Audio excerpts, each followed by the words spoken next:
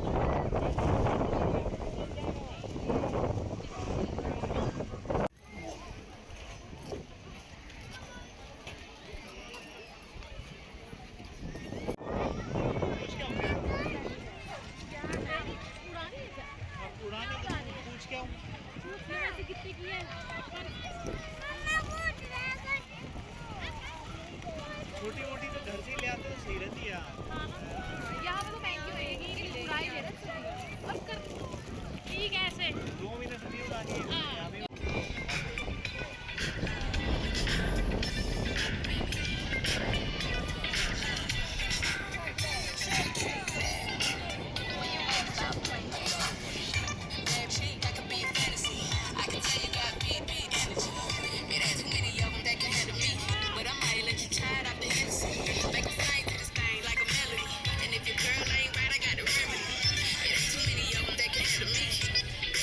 I could be a fantasy.